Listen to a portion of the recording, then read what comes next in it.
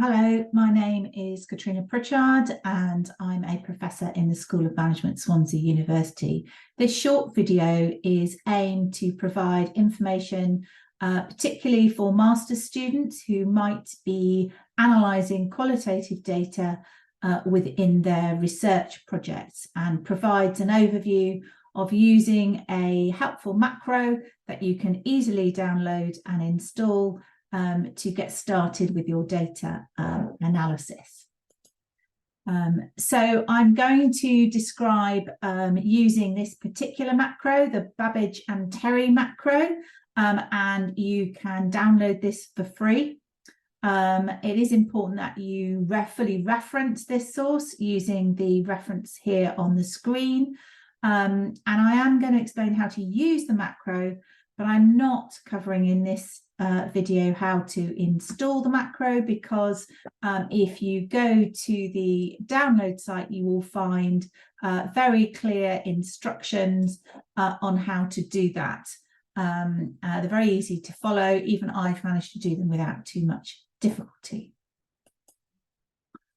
So what the macro helps you with is a very simple way of supporting coding qualitative data.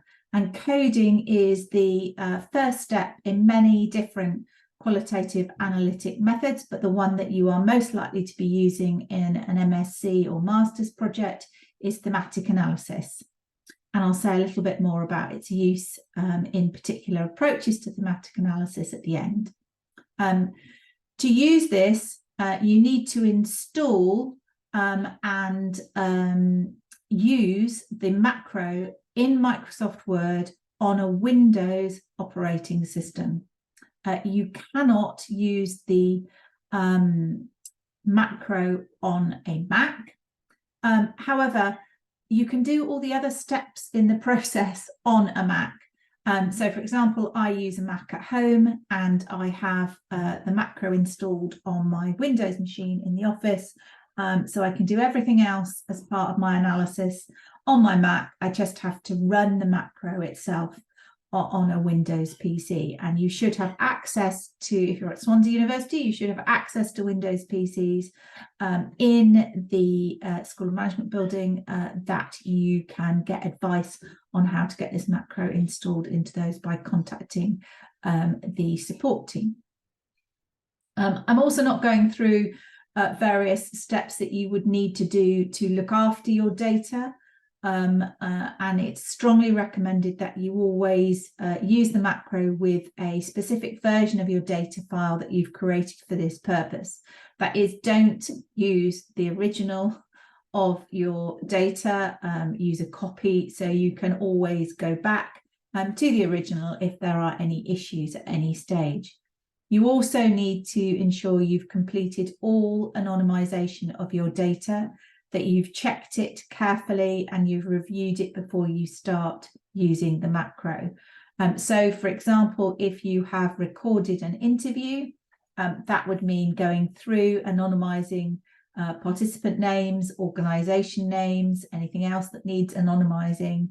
It means checking your transcript against the recording, ensuring it's formatted correctly, etc. The example that I'm going to use or show you some extracts from in this video is from a policy review or analysis. And so the process was more one of downloading and copying into Word for use in this process. I would also strongly suggest that you keep some sort of notebook, and it doesn't have to be a physical one, it can be a Word file. That you record your observations, issues, and ideas about your data as you go through this exercise. In fact, I'd strongly recommend you do that throughout the research process, but it's certainly useful to do that while you are analysing your data. Okay, so let's go back. What shall happen there? Step one. And I've done this in really quite basic steps. You will also be able to have access to the PowerPoint presentation, so you can print these out and have them with you if that helps. So this reminder assumes you have already installed the macro. So first of all, you need to open the Word file that you're working on, and you literally simply use the comment function in Word that is available under the Review tab, where you might be used to editing in track changes, for example. You use that very same comment function to tag text with a code. So by tag, I mean that you highlight the text and then add the comment. This is just an example of a comment box from my own coding. So you don't have to have a separate comment box for each code, as long as you have separated the code by a return between them, so they appear clearly differentiated on a separate line. In here, you can see that there are 4 codes that were assigned to the highlighted text. And you can just do this across the whole of your document. Doesn't matter how many comment boxes, or indeed how few. You can also go back and highlight the same text again multiple times, adding different comments. In fact, it's really likely, particularly if you're doing an interview transcript, that your text would be highlighted with more than one code. So because this macro is slightly different than using something like NVivo for coding, it does rely on you each time typing in the code. So I suggest that you also keep a code book as you progress, so that you can ensure some consistency across your coding process. It is easier, I think, although it's not strictly necessary, to do all the coding across all your data documents before you start running the macro on them individually. That allows you to tidy up and check your coding is consistent, particularly for things like spelling mistakes or word variations. For example, in a recent coding exercise, I realized I'd used the word both invisible and invisibility to code interview transcripts. So I just needed to go and make sure that they were that I was using one term consistently across my codes. You can tidy the coding up later on in the process. So if you miss anything here, you will be able to catch it again later on in the process, and I will explain that when we get to that stage. The other thing that is quite useful to do, outlined in the second tip here, is that you can also add notes or observations as you go. I've suggested that you prefix this with the word note. In the example, you can see I use the word comment, but either is fine. And you will later be able to sort and extract those and put them in a separate document then alongside your coding. So in this instance, this entire block would appear as a single code. So later on, when you, apologies, slides are tipping around, when you look at the spreadsheet, you'd be able to pull these ones out, and I'll explain that now. So that's step 1. Step 2 is once you've completed the coding in your Word document, or as I suggested, all your Word documents are prepared, you then need to open the Word document on a Windows PC and run the macro. You can find how to run the macro usually under the View menu item on your Word document, although it does vary a little bit on the version and the type of machine you're running on. And simply suggest select run the macro and select the macro that you've installed if there are other ones on your machine. Depending on the setup, you may need to then reselect the file name that you wish to run it on. It depends where the macro is stored. And a little pop-up box will appear, and it will say, do you want to create a new Excel spreadsheet or add the data extraction to a previous spreadsheet? As I say at the bottom in the tips, I create a new spreadsheet every time and I merge them later on. That just allows me a degree of security, I think, in terms of allowing me to check individual spreadsheets, and if there were to be any issues, I would just have to run that one again rather than risk any issues with all the data that I'd done. And I'm usually doing this on quite a large data set, so that's why I do that. So once you've made your selection, the macro runs, and it actually presents you straight away with an open Excel spreadsheet that appears on top. And obviously the first thing you need to do is save that and save the Word file again. The little blue box at the bottom shows you an example from the policy review coding that I've done over the summer of what this looks like. And you'll see it's very clear. It gives you headings, author, the person that did the coding. The actual code is listed under coding. The source is the text that you highlighted in step 1 when you created the code. So it's really important that you have highlighted sufficient text. There's no point highlighting a single word because you want to be able to see what you were looking at when you did that code. It gives you the date that you did the extract, and it also, really importantly, links back to the file. And as you can see here, it's linking 2 different codes to the same extract, and they both come from the same file.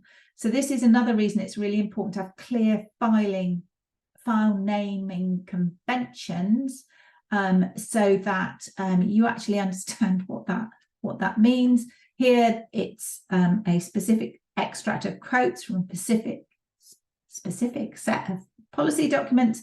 But if you were doing this on interview transcripts, that might say participant 1 transcript, or whatever your transcript naming convention is. So it is really important to have a clear file name convention, both for your data documents, but also for these spreadsheets. I think that's all I needed to say on that one. Okay, so step 3. Step 3 it is about how you now bring or work with the data. So in step 3, I would always name the sheet within the Excel file. That means that I can move and copy Excel sheets across different workbooks, always knowing which participant, for example, they assign to, although you do have that source column in the Excel spreadsheet itself.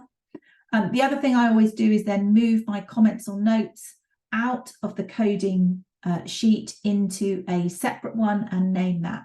So you will be able to then do a clear check of all of the coding that you've done. The other important thing, as you will have seen when the spreadsheet opens, you have simply a row of column headers here. But in step 3, it's really important to add filter, which is a very straightforward Excel task, to those column headings, and that then allows you to sort the codes. And by sorting the codes, you can then do another check for your coding consistency. You'll be able to see if you've got multiple codes that should be merged, and see if there is any deviation that you had from your coding book.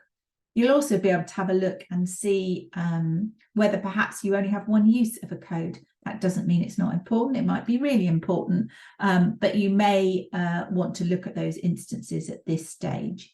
And it's really important that you write down any decisions that you make, update your code book, and if you change your coding approach, make sure you're clear on how and why those decisions have been made. All these things are important to explain in your methodology chapter of your thesis, which needs to be really clear account of what you did and why. So now you'd want to repeat these first 3 steps for all your data files. So for example, if you have an interview study with 20 participants, you've probably got 20 transcripts, and you would want to repeat this 20 times. Step 4 is enables you to move beyond the initial coding to look at your coding across your data set and to start to think about introducing themes. So at this stage, what I would do is consolidate your Excel sheets. So you would want to move them all into one Excel file or one book, and then copy and paste them into a single sheet. That will end up with quite a large Excel sheet, which is why I suggest that you work on them individually initially, particularly to do the cross-checking and the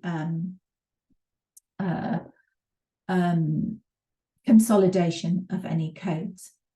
You can then do some further coding and consistency check, as you did for the single step in single files in step 3. And here, when you look and see maybe if you only have one a code applied to one bit of text, at this point is the stage you might decide to do some further consolidation. And you really want to be thinking of this in relation to your research questions. And it's at this point that you might start to find yourself thinking about themes rather than just individual codes. So in the example below, what you can see is that you can add an additional column onto your spreadsheet with a filter again to start to assign individual codes to group them together into themes. And here you can see that both these codes, one on age and one on aim, were brought together from different documents, different dates, but they're brought together under a theme that I called pseudo, which makes sense to me, probably doesn't make much sense on the slide, I'm afraid. But that is an example of how you can do that. So when you are thinking about completing steps 1 to 3 multiple times and then step 4, it's worth noting that these align quite closely the process I've described with stages 2 and 3 of Brown and Clark's 2021 description of reflexive thematic analysis. There is a great book, but you can also find a lot more about their description and the different steps that they describe in reflexive thematic analysis on their website, and I've given you a link here. But many other qualitative approaches also begin with a similar idea of this first stage of coding and then starting to develop initial themes. So you can use this macro at the start of other qualitative data analytic methods. But, and this is why it's in big letters, this is not analysis. This process I've described is the start of an analytic process. So for example, I've said this aligns with Brown and Clark stage 2 and 3, but they have another 3 stages that you would then need to conduct once you had done this initial coding and this first sorting through of your data. No macro and no any other software, even software, very expensive software such as NVivo, will do this for you. This is where the analytic work is down to you working with your data and understanding it and making or constructing ideas of how these data relate to your research question. So it's really important to remember that this coding is just the start of your qualitative analysis journey. It will give you a really good start, and I've found the macro really helpful and a speedy way of getting the codes and the codes organized and enabling me to start thinking about identifying themes. But the next stages are quite labor intensive in terms of the work you do, and there isn't any software that will actually do that for you. I hope you found these slides and this short video useful, and good luck with your thematic analysis journey.